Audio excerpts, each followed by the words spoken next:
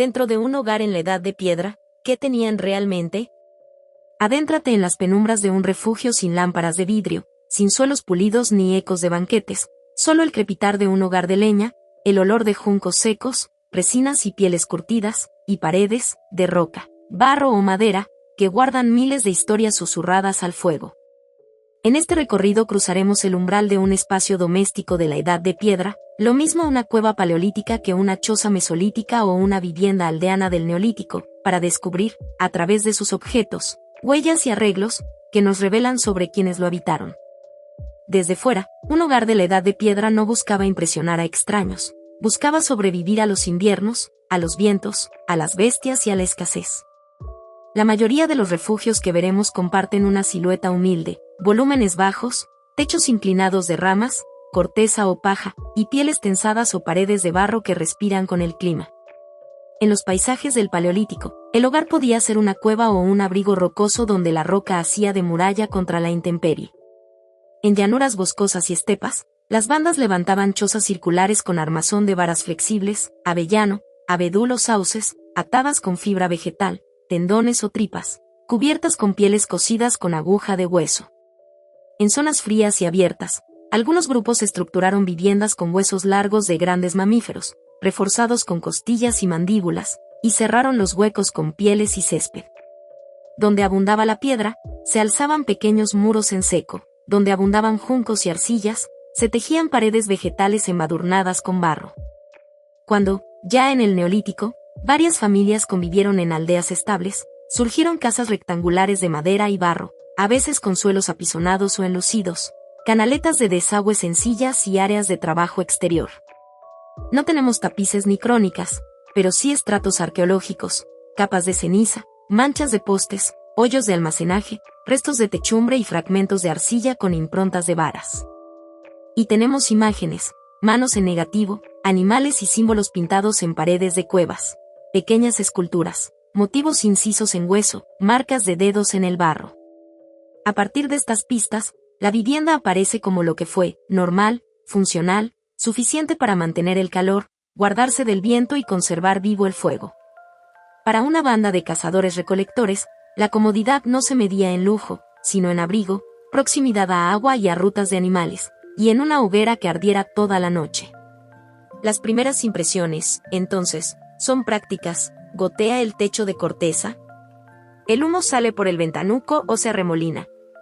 El umbral, un bloque de piedra, un tronco, un simple escalón de tierra, mantiene afuera el agua y la arena. ¿Hay suficientes tendones y fibras para tensar las pieles si el viento arrecia? La belleza es un resultado secundario. El ritmo de las varas arqueadas, el brillo resinoso de la madera ahumada, el dibujo de manos y animales junto al área del fuego, la dignidad simple de lo hecho a mano con tiempo y paciencia. Acércate a la fachada de una choza paleolítica o mesolítica. La estructura no se oculta, es la columna vertebral visible del refugio.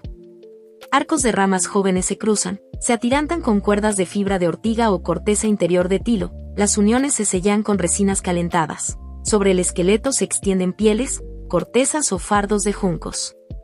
No hay clavos, hay nudos, muescas, espigas vegetales, amarres de cuero. En el Neolítico, la trama vegetal, entramado, se recubre con barro mezclado con paja. Ese enlucido se blanquea a veces con cal o arcillas pálidas, no solo por estética sino para reflejar la luz del hogar. Las ventanas no son vidrieras, son huecos pequeños, protegidos con pieles engrasadas, con toldos de corteza, o simplemente con persianas de troncos finos que se abren cuando el viento lo permite. Entrar en un refugio así obliga a agacharse bajo un dintel bajo de rama gruesa o bajo una repisa de roca. El umbral, pulido por años de pisadas descalzas, marca el paso entre el frío cortante y el calor rojizo. Dentro, los arcos de madera no son solo estructura, separan espacios, sostienen parrillas para secar carne y pescado, ofrecen puntos de amarre para colgar redes y cestas, y sirven para tender cuerdas donde se orean pieles, tintes vegetales y hierbas. El estilo no es un adorno, es una manera de pensar con las manos, hacer que cada pieza cumpla varias funciones, que el techo respire sin gotear, que el humo suba sin ahogar, que la luz alcance sin quemar. A lo lejos, un techo de juncos o de piel parece amable, dorado al sol. Esa belleza nace de la necesidad, los juncos crecen cerca, las pieles proceden de la caza, la corteza se despega en primavera. Atados en haces y colocados en capas, esos materiales calientan en invierno y no sofocan en verano, permiten que la humedad escape y que el viento no desgarre todo. Pero exigen vigilancia. La nieve aplasta, la lluvia oscurece y apelmaza, los cuervos arrancan fibras para sus nidos. Un techo descuidado se humedece, fermenta y, con el tiempo, colapsa. Repararlo requiere manos expertas, aflojar amarres sin romperlos, reemplazar solo lo necesario, reorientar capas para que el agua escurra y no se filtre. El fuego, siempre, es un peligro. Una chispa puede prender en las fibras secas. Por eso, en muchas chozas se cubren los aleros con barro, se dejan corredores abiertos para que el humo escape, y se establecen reglas compartidas. No se alimenta la hoguera con ramas resinosas cuando el techo está seco. Se cubren las chispas con ceniza. Se despeja de materia seca el entorno inmediato del hogar. Los grupos nómadas y semisedentarios no escribieron ordenanzas, pero sí establecieron tabúes y costumbres. No dejar ascuas encendidas sin alguien en vela, apartar el fuego de los lienzos de piel, guardar agua a mano, mantener la entrada despejada en caso de humo espeso. En climas muy fríos, la nieve y el hielo juegan a favor, cubren los techos de pieles como un aislante perfecto, crean bóvedas que no se inflaman y permiten conservar alimentos. En cambio, en estaciones secas, el fuego manda sus avisos, vigas ennegrecidas, olor a resina caliente, rugidos que anuncian reparar antes de que sea tarde. El techo no es un rasgo bonito, es corona y amenaza. Obliga a recordar que la vida es frágil y que el refugio depende de manos atentas y normas compartidas. Cruza el umbral y encontrarás una sola estancia abierta. Un espacio que es cocina, taller, comedor, área de descanso, almacén, si la banda es amplia, lugar de ritual. Este salón abierto es el corazón de casi todo hogar de la Edad de Piedra. En cuevas, la sala principal cercana a la entrada. En chozas, el área bajo el arco más ancho. En casas aldeanas, la habitación donde conviven molenderas, hornos de barro y bancos de trabajo. La vida acontece sin tabiques firmes. El hogar, un círculo de piedras, una mancha de arcilla cocida, una simple depresión con ceniza, expulsa el humo por fisuras del techo, por un hueco alto en la pared o por la propia puerta entreabierta. Sin chimenea de piedra tallada, el humo se reparte en capas. Por arriba, nubla y ahuma, por abajo, calienta y seca. Las vigas negras cuentan años de brasas y toses. El humo, aunque molesto, conserva pieles y evita bichos en alimentos colgados. La escena doméstica es intensa. De una vara cuelgan redes de pesca, de otra, tiras de carne y pescado secándose. Alrededor del hogar reposan piedras calentadas para cocer lentamente. Hay morteros de piedra y manos de moler. Cestas trenzadas con corteza guardan raíces y frutos secos. Un tronco sirve de banco, otro, de mesa baja. Cada palmo de pared y techo tiene trabajo, hierbas para infusiones, espinas grandes usadas como alfileres, arpones de hueso recios, cordeles tejidos con fibras vegetales. La privacidad casi no existe, los niños gatean cerca del calor, el perro, domesticado en algunos grupos del Paleolítico tardío, se acuesta en el punto más templado, y, si arrecia la tormenta, se entra a las cabras o se resguarda a unas de leña. En tiempos de caza abundante, las esteras se enrollan de día para despejar el suelo y trabajar en la carne. En tiempos de lluvia, la estancia se convierte en taller de talla, cuero y fibras. Una misma losa sostiene la mezcla de pigmentos por la mañana, el descarnado de un tendón al mediodía y el reparto del guiso por la noche. La arquitectura es una ética, la presencia es de todos, el calor es de todos, el trabajo es de todos. La luz es un lujo que se mide en dedos de abertura y en latidos de llama. En cuevas, la claridad entra desde la boca, en chozas, se cuela por el ventanuco y por la puerta levantada como toldo. Cuando no alcanza, se improvisan lámparas de grasa animal, pequeños cuencos de piedra o conchas con mechas de musgo. Nada de cristales ni vidrios emplomados. Pieles engrasadas tensadas en marcos de madera filtran el viento y dejan pasar un resplandor lechoso. Una cortina de fibras reduce la corriente helada. En días nublados de invierno, los interiores quedan en sombra. Las paredes parecen desvanecerse. El aire huele a humo, a resina, a humedad seca de tierra apisonada. La ventilación es práctica y ruda, un hueco alto, una rendija, una teja de corteza levantable. corriente de aire inevitable. En verano alivia, en invierno roba calor.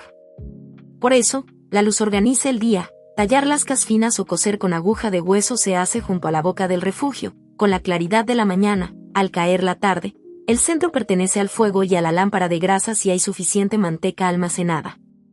La diferencia entre un hogar con reservas y uno en apuros se nota incluso en la sombra. En uno, varias llamas parpadean sobre vasijas de barro, ya en el Neolítico, superficies enlucidas y morteros. En otro, una única brasa extenuada perfila siluetas en rojo. El hogar, el fuego vivo, no es solo cocina, es ancla, latido y frontera invisible. El día empieza aquí, alguien sopla las brasas escondidas bajo cenizas, agrega astillas secas, alimenta con leña más gruesa, y la llama se yergue. El círculo de piedras delimita el cuidado común, nadie pisa allí, nadie deja caer agua sin avisar. En el Paleolítico, la cocción no se hace en ollas metálicas inexistentes. Se hierve en pozas con piedras al rojo, se asa en espetones de madera, se cuece al vapor en hoyos con hojas calientes, se ahuma colgando piezas sobre el humo. En el Mesolítico, con más pesca, el humo se vuelve compañero diario. En el Neolítico, aparecen hornos de barro, vasijas cerámicas, planchas de arcilla para tortas de cereal, molcajetes y manos de moler. Cerca siempre hay cucharones de madera, palos con horquilla, huesos largos usados como pinzas, y un montón de leña ordenada por tamaño.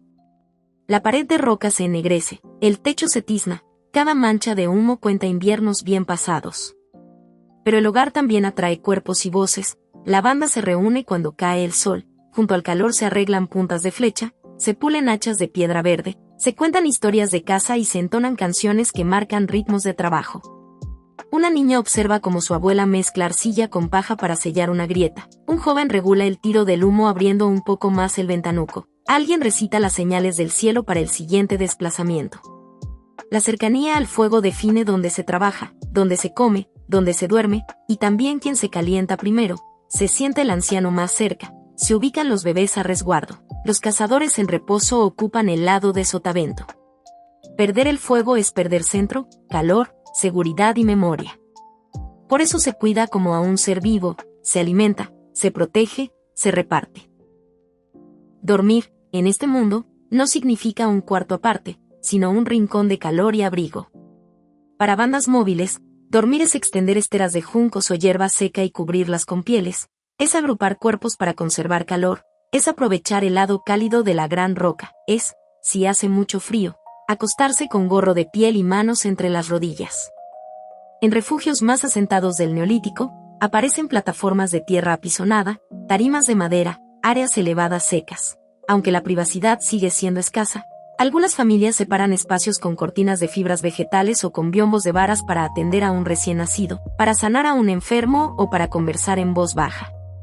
La ropa de cama varía: piel de ciervo, de cabra, de bisonte, mantas de fibras torcidas, cojines rellenos de juncos, en aldeas, incluso colchones de paja.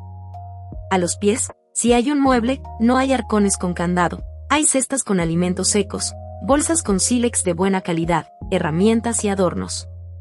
La cama, lo que llamamos así, no es solo descanso, es lugar de historias, de caricias discretas protegidas por la sombra, de lactancia, de sueños y presagios. En la edad de piedra, intimidad y necesidad caminan juntas. El calor corporal importa más que la separación del espacio, la supervivencia manda. Si hablamos de muebles, hay que imaginar objetos modestos, múltiples, resistentes y con más de una función. Lo esencial, un tronco plano como mesa baja, bancos de madera tosca o piedras anchas para sentarse, soportes de ramaje cruzado para secar carne y cuero, y muchas cestas. En aldeas neolíticas, la mesa puede cubrirse con esterillas finas. Se exhiben vasijas de barro cocido, cuencos con engobes sencillos y cucharas de hueso. La silla del jefe puede ser un asiento más alto, pulido por el uso, reservado a un anciano o a quien conduce la casa esa temporada. El almacenamiento es un lujo que se conquista: hoyos recubiertos de arcilla para grano, silos pequeños dentro de la vivienda, vasijas grandes, ánforas sin asas, enterradas a medias, estantes de varas empotrados en paredes de barro. En casas más cuidadas, los muebles se adornan con incisiones en hueso, manchas de pigmento, trenzados de colores. En hogares con menos recursos, todo es más desnudo: troncos sin pulir, cestas reparadas una y otra vez, superficies bruñidas por manos y estaciones. Cada objeto debe justificar su lugar. Una mesa soporta morteros al amanecer, la talla de una azagaya al mediodía y la comida al caer la tarde. Un cesto guarda frutos en verano y espigas en otoño. Una red recoge peces y al día siguiente sirve para colgar pieles. El espacio no admite ociosidad, todo se usa, todo circula. La casa, cueva, choza, estancia aldeana, no es solo comer y dormir, es taller. Las herramientas guardadas en ella sostienen la vida. En un rincón hay un área de talla, láminas de sílex, núcleos agotados, regueros de lascas finas, el basurero de la talla, que delatan manos diestras. A un lado, un percutor blando de hasta o hueso, a otro, un percutor duro de piedra. Cerca, un buril para grabar en hueso, raspadores para curtir pieles, perforadores para hacer agujeros. En la esquina opuesta, unas de agujas de hueso, trozos de tendón secándose, pieles humedecidas listas para coser. En el Neolítico, se agrega otro paisaje, 2 piedras de moler, mano y metate, o muela y kern, granos de cereal, restos de paja en el suelo, además, hornos de barro con paredes enrojecidas, moldes para secar cerámica, ollas con hollín. El trabajo no se separa del hogar, hombres y mujeres, jóvenes y mayores, comparten tareas según estación, éxito de casa y acuerdos del grupo. La dignidad no está en la abundancia, sino en la pericia, una punta bien tallada, una olla sin grietas, una piel flexible y sin malos olores. Al juntar estos detalles, la puerta baja, las vigas ahumadas, las esteras, las cestas, los morteros, la lámpara de grasa, la cama de pieles, aparece lo esencial. Un hogar de la edad de piedra no es un refugio cualquiera, es la expresión física de la posición del grupo en su territorio, de sus valores y de su resiliencia. Los refugios más apretados muestran las dificultades en cada elección de material, techos más delgados, menos vasijas, menos reservas. Pero incluso allí se nota el cuidado, suelo barrido con ramas, herramientas ordenadas, hierbas colgadas. Los grupos con excedentes, ya en aldeas agrícolas, muestran prosperidad con sutileza, vasijas más grandes, suelos enlucidos, áreas separadas para moler, un horno, un par de piedras pulidas preciadas. La arqueología derriba clichés, no toda cueva fue miserable, no toda choza fue oscura y vacía. En el Neolítico, especialmente, algunas familias alcanzaron niveles de comodidad superiores a la mera subsistencia, más de una estancia, bancos alineados, patios para trabajo, silos. Aún así, ricos o pobres en cosas, todos buscan lo mismo, pasar el invierno, criar a los niños, curar a los enfermos, compartir la comida, mantener encendido el fuego. Estas construcciones, por frágiles que sean frente a una tormenta, perduran en la memoria del grupo. Aquí nació alguien, aquí se dividió una banda y partió otra, aquí se celebró la primera cosecha. Roca, madera, barro y fibra guardan rutina, trabajo y afecto. Siglos y milenios después, sus huellas nos dicen que la medida de un hogar antiguo no reside en la altura de sus muros, sino en la vida que albergó. Cuando miramos estas viviendas no vemos solo ramas y techos de paja, vemos el pulso de una época. Tal vez los megalitos se hayan quedado en pie, pero fue en estas habitaciones humeantes donde sucedió la vida diaria. Cada tronco pulido, cada parche en una piel, habla con más honestidad de la edad de piedra que cualquier monumento tardío. Si quieres seguir explorando estos rincones, camina con nosotros. Historias de cuevas, chozas y aldeas donde el pasado aún respira. Desde fuera, siluetas, materiales y clima. Cueva y abrigo rocoso, paleolítico. El contorno lo define la roca. La entrada se elige por orientación, evitar vientos dominantes, por la presencia de un saliente que protege de la lluvia y por la cercanía a agua, pastizales y rutas de paso de animales. Se construyen muretes bajos de piedra para cortar las corrientes, se colocan pieles en la boca para controlar la luz y el humo, se habilitan pequeñas plataformas en zonas secas. La roca conserva el calor acumulado durante el día y devuelve frío en verano. Su mayor riqueza, paredes visibles para pintar historias, marcas de caza, manos, figuras que hablan a los que llegan y a los que vendrán. Choza de varas y pieles, paleolítico tardío mesolítico, estructura de cúpula o cono, hecha con varas flexibles enterradas en un anillo, curvadas hacia el centro y atadas arriba. El esqueleto se cubre con piel cocida, corteza o juncos. Se deja un ojal en la parte alta para la salida del humo. Se ancla con piedras o estacas. El suelo se alisa, se cubre con hierba y pieles, se coloca el hogar ligeramente descentrado, para no prender la cubierta. Ventaja: se desmonta y rehace donde haga falta, según siga la banda a los rebaños o a los peces. Casa aldeana, neolítico rectangular u oblonga, con postes hincados, entramado vegetal y revestimiento de barro con paja. Techumbre a dos aguas con juncos. Un espacio mayor para actividades comunes, moler, cocinar, tejer, otro más pequeño para dormir o guardar. Aparición de hornos fijos, silos, suelos apisonados, canales de drenaje simples. En algunas regiones, muros más gruesos, pisos enlucidos de cal, bancos corridos y plataformas de trabajo. Técnicas de construcción: el carpintero de piedra y la albañila de barro. No hay serruchos metálicos ni clavos.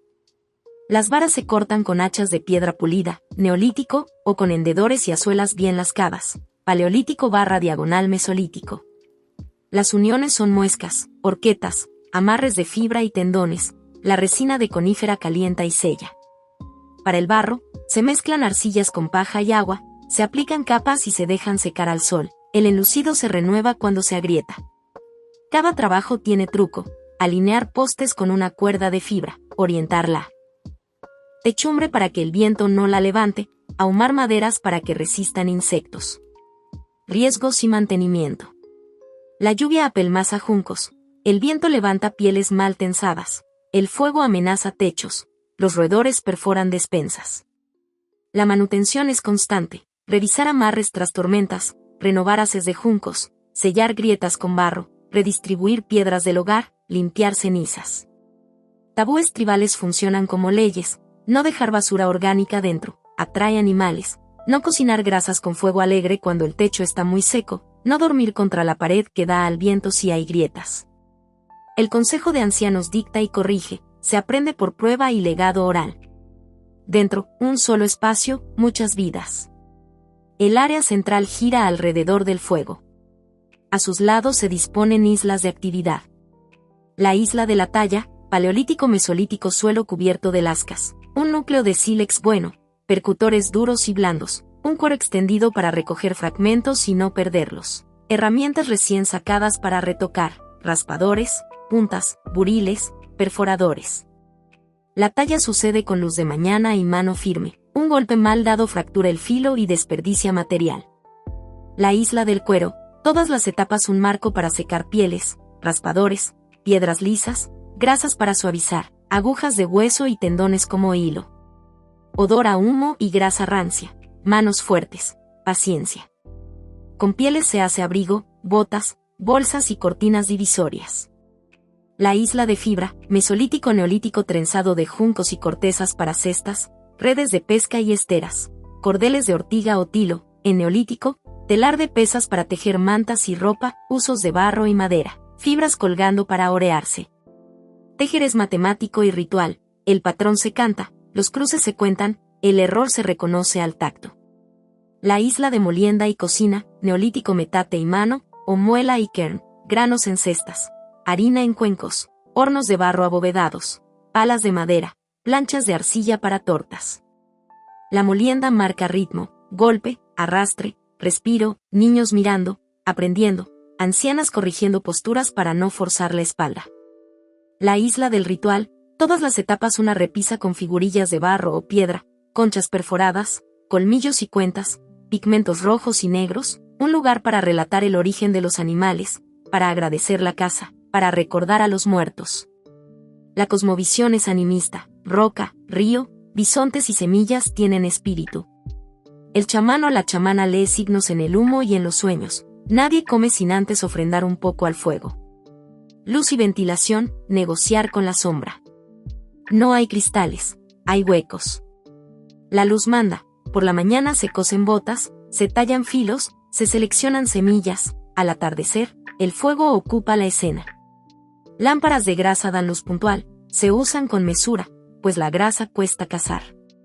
En invierno, cuando el aire es ladrón de calor, se cierran la mayoría de aberturas. Se acepta humo en el techo a cambio de calor en el suelo. Ojos arden, pero los techos no se pudren, herramientas no se oxidan, alimentos duran un poco más. El hogar, cocina y corazón.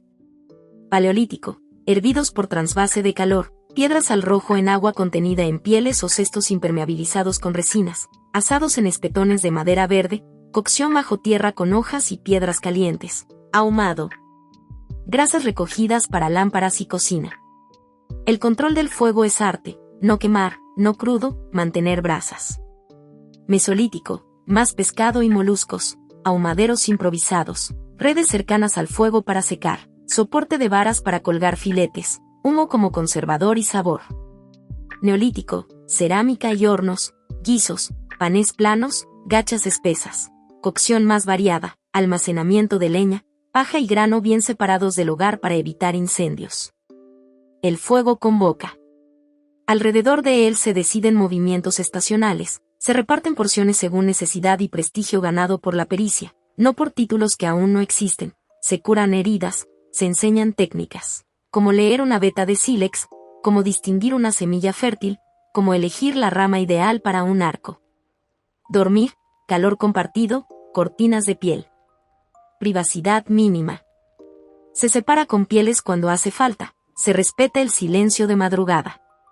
En bandas paleolíticas, dormir en círculo, en chozas mesolíticas, cabeza hacia el interior para estar atentos a la puerta. En aldeas, cada familia ocupa un rincón de una misma estancia o, si hay más riqueza, una habitación contigua. Dormir vestidos, gorros bajados, niños al centro, perros en los pies. En noches de viento, un adulto mantiene el fuego en brasas. En heladas fuertes, se cubren aberturas con pieles húmedas que luego se congelan y sellan. Mobiliario y almacenamiento. Mínimo pero versátil, troncos, piedras planas, cestas, redes, esteras. Almacenaje según etapa, en cestas colgadas, para ahuyentar roedores, en hoyos sellados con barro y piedras, para raíces, frutos secos, grano, en vasijas semienterradas, neolítico.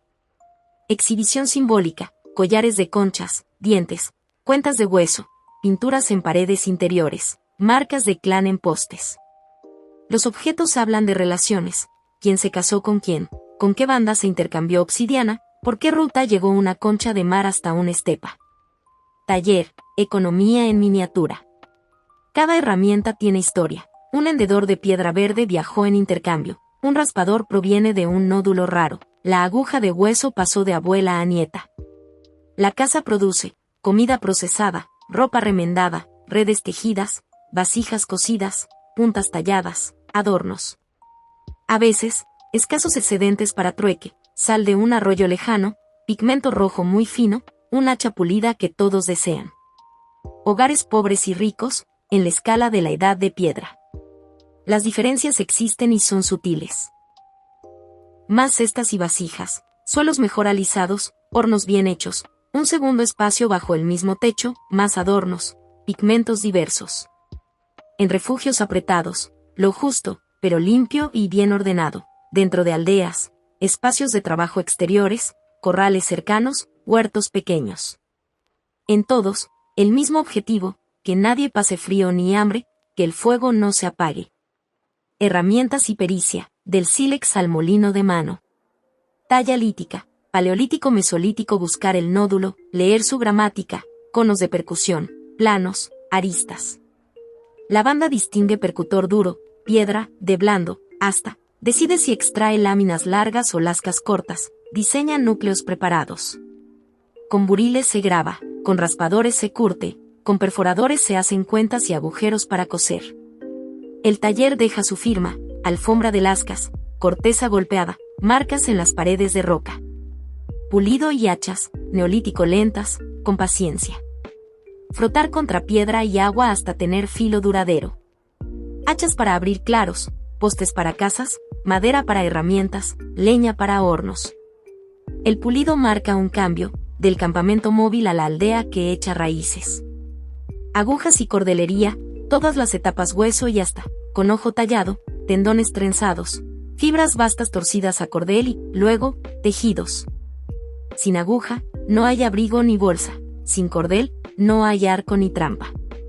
Armas y caza, lanzas con puntas de piedra, propulsor, atlatl, que alarga el brazo y multiplica la fuerza. Arcos tempranos en el Mesolítico, boleadoras en llanuras abiertas, porras, cuchillos de lasca. Protecciones, cuero y piel, estrategia, batidas, emboscadas, cebos, pesca con redes, arpones, anzuelos de hueso. La caza organiza el calendario, migraciones de ungulados, de cielo de ríos, veda ritual. Cocina y molienda, neolítico metates, manos, muelas, ritmos de molienda, harinas de cebada y trigo antiguo, gachas, panés planos. Cerámica, cuencos, ollas, botellas simples, engobes negros y rojos, marcas de dedos, decoraciones incisas. Hornos, barro y piedra, boquillas pequeñas, paredes rojizas por el calor.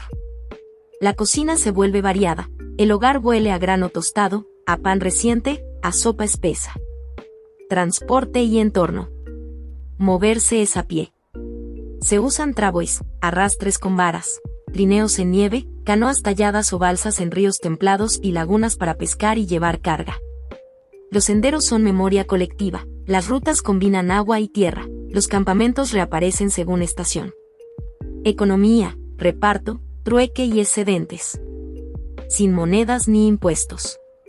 Hay reparto comunal, la pieza grande se comparte, el mejor corte puede darse al anciano, la nueva familia recibe ayuda en su primera temporada. Trueque entre bandas, sílex por conchas, pigmento por pieles, obsidiana por hachas, sal por cereal, en neolítico. Aparecen excedentes agrícolas, granos guardados para malas cosechas, cabras y ovejas domesticadas que se ordeñan, intercambio de animales vivos. Las decisiones se toman en consejo. Ancianos, cazadores hábiles, recolectoras experimentadas, normas orales y tabúes establecen justicia básica. Religión y saber, arte, rito y memoria. Nada de monasterios ni universidades, el saber viaja en la palabra y en la práctica, en canciones que enseñan patrones de tejido, rutas de migración, plantas comestibles y venenosas. El chamanismo y el animismo dan sentido, espíritus en piedra, agua, fuego y presas. El arte rupestre es biblioteca, marcas, manos, escenas de caza, animales poderosos, en aldeas, iconografía en cerámica y estatuillas, collares y pinturas corporales como identidad. El ritual vincula la casa y el mundo, ofrendas de grano a la tierra, primeros frutos al fuego, huesos seleccionados en lugares sagrados cercanos. Justicia y normas. No hay foros escritos, hay reglas orales.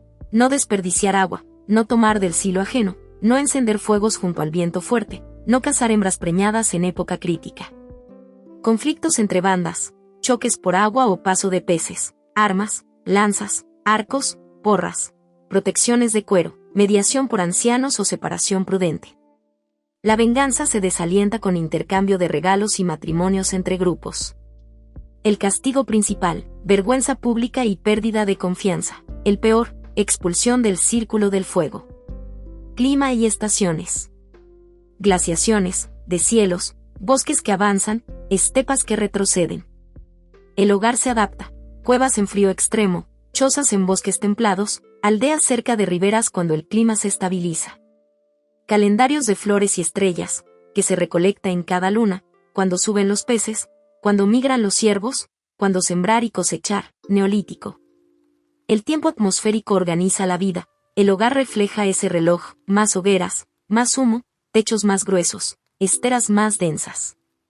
Mira de nuevo el hogar de la edad de piedra, puerta baja, vigas humeantes, cestas apiladas, morteros gastados, pieles remendadas, herramientas colgando, risas y susurros. No es solo refugio, es biografía hecha de barro, madera y fuego. Las casas más humildes exhiben en cada parche la inteligencia de sus manos, las más asentadas, ya aldeanas, muestran el salto técnico del pulido, la cerámica y el grano. Pero todas albergan lo mismo, nacimientos, cantos, disputas, curas, cuentos, aprendizajes. Fue ahí, cerca de un fuego que nunca debía morir, donde se tejió el hilo cotidiano que nos trae hasta aquí. Cuando miro estas viviendas no veo pobreza, veo gente haciendo espacio a otros cuando no había espacio para dar. Un roce cuando nadie podía mirar, un aliento compartido cuando las paredes se cerraban, una promesa dicha sin palabras junto al crujido de una rama en las brasas. En nuestro mundo actual, cerramos puertas y encendemos luces, pero a veces olvidamos abrir el corazón a la comunidad. Las personas de la Edad de Piedra eligieron otra vía, se amaron y cuidaron a través de la incomodidad, sostuvieron el fuego de la casa y de la tribu. Ese amor, tranquilo, constante, fue la argamasa invisible de sus hogares. Si te interesa seguir explorando estas escenas, cómo se molía el grano, cómo se tejía una red, cómo se escuchaba el cielo para decidir el siguiente campamento o la primera siembra, quédate cerca del fuego con nosotros. Aún hay muchas cuevas, chozas y aldeas por recorrer, y en cada una, voces antiguas que todavía respiran.